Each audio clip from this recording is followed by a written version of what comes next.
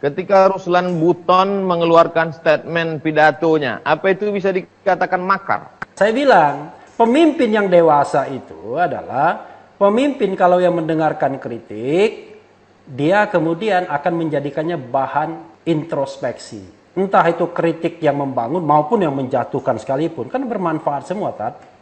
Tapi kalau pemimpin yang tidak dewasa, mendengar kritik lalu menyiapkan serangan balasan, dianggap penghinaan, dan menyiapkan buzzer dan fans clubnya. Gitu, Tat. Tapi orang kalau terlalu ketakutan, Bang Refli, paranoid, orang terlalu ketakutan habis nonton film hantu, itu pucuk pisang disangka pocong. Itulah persoalannya. Jadi, dua orang ngomong Abdul Somad dengan Refli Harun dibilang sedang merencanakan makar. Padahal kita kan... Tapi Bang Refli tidak takut nanti kalau dituduh makar? Ya, kan saya orang hukum, Tat. Ya, saya kan tahu batas-batas di mana orang bisa dikatakan makar dan tidak makar, kan? Sepanjang kita menyatakan sesuatu itu tidak boleh dilarang. Ketika Ruslan Buton mengeluarkan statement pidatonya, apa itu bisa dikatakan makar? Ya, pendapat saya tidak. Jelas tidak. Kenapa? Tadi kan dikatakan, orang menyatakan pikiran dan hati nurani itu tidak boleh dilarang. Nah, persoalannya adalah ayat-ayat konstitusi itu, yang saya bilang pasal 28E ayat 3 itu, sering dipatahkan dengan undang-undang ITE. Jadi undang-undang ITE itu undang-undang karet sekali. Kalau kita misalnya menyampaikan konten tertentu di media sosial dengan menggunakan media internet, maka kita bisa dijerat pasal 1 penghinaan, 2 menyebarkan berita bohong.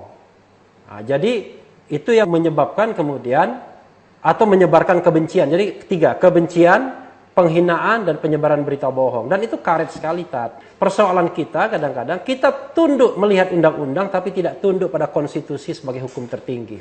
Kecuali Ruslan Buton itu dia berkonspirasi, mengumpulkan orang, lalu kemudian berpikir bagaimana memecah belah, bagaimana melakukan agitasi, lalu kemudian merebut senjata dan lain sebagainya. Itu baru makar. Gitu. Kerisauan Ruslan Buton itu kan ketika melihat TKA, Bang Rafli. Lalu bangkit semangat patriotisme kebangsaannya. Itu sebenarnya kalau dilihat dari aspek hukum, bagaimana dengan kebebasan TKA yang melampaui batas itu? Jadi kalau kita bicara mengenai TKA, ya, tenaga kerja asing, maka itu kan sepenuhnya di bawah kontrol pemerintah, kan begitu. Nah, ketika pemerintah mau mengambil kebijakan, ya harusnya dia memperhatikan beragam aspek. Salah satunya aspek kepantasan dan keadilan. Misalnya kan begitu. Kalau pembentukan kebijakan begitu kan, Tat, kita bicara keadilan, kepantasan, ya kan, kehilangan pekerjaan, kan begitu. Lalu kemudian orang susah makan dan lain sebagainya, loh, malah kita mengimpor tenaga kerja asing. Nah, rasa keadilan orang-orang itulah yang kemudian dia teriakkan tuh, begitu. Mungkin kalau negara kita tidak ada unemployment, ya kan, semua orang bekerja, semua orang makmur, ya seperti Jepang zaman dulu, atau seperti Malaysia, dia impor orang lain untuk bekerja di sana, kan kira-kira begitu.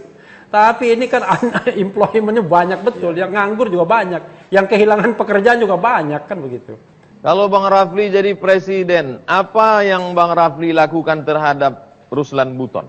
Wah, luar biasa, ini pertanyaan berat sekali. Saya undang Ruslan Buton, biar dia ngomong di depan saya, mau apa dia. Kan begitu kan? Daripada dia susah-susah kan? Undang saja Ruslan Buton. Jadi gini, Tat. Kadang-kadang, ini porsi ustadz loh, tapi ini kan saya berkontemplasi saja. Saya kadang-kadang heran dengan penguasa, ya, kepemimpin bangsa.